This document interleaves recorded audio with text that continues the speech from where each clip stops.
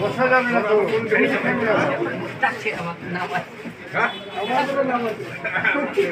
ঠিক আছে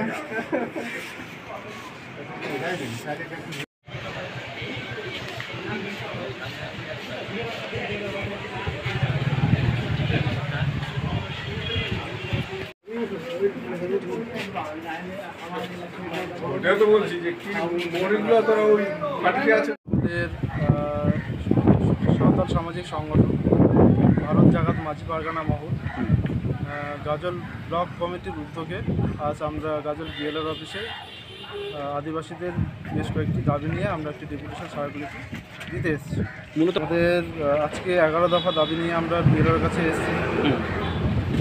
সেই দাবিগুলোর মধ্যে হচ্ছে এই যে কিছু অফিসার অন্যায়ভাবে আদিবাসীদের জমি রেকর্ড করছে, তাদের যেন বহিষ্কার করা হয় চাকরি থেকে। তারপরে হচ্ছে ভুয়ো পারমিশন দেখিয়ে আদিবাসীদের জায়গা আদিবাসীরা রেকর্ড করছে সেই বিষয় নিয়ে। তারপরে হচ্ছে আদিবাসীদের জায়গা যে সমস্ত আদিবাসীরা অন্যায়ভাবে দখলে নেমে রেকর্ড করে আছে তাদেরকেও সেখান থেকে বিতাড়িত করতে হবে। তারপরে আদিবাসী সাঁওতাল সম্প্রদায়ের মধ্যে যে কাস্টমারি ল আছে সেই কাস্টমারি ল অনুসরণ করে যেন সেই পরবর্তী যে কার্যক্রম আদিবাসীদের ক্ষেত্রে সেই জিনিসটা বিএলআরও সাহেব সুনিশ্চিত করেন। এরকম আমরা 11টা দাবি বেশ কয়েকটা দাবি নিয়ে আমরা বিএলআর অফিসে ডেপুটেশনের জন্য এসেছি।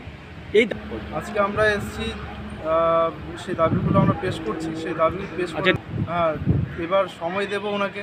সেই সময়ের মধ্যে আমাদের দাবি পূরণ না হতে গেলে আমরা এর থেকে আরও বৃহত্তর আন্দোলনে নামব, খেলাও আমরা করব।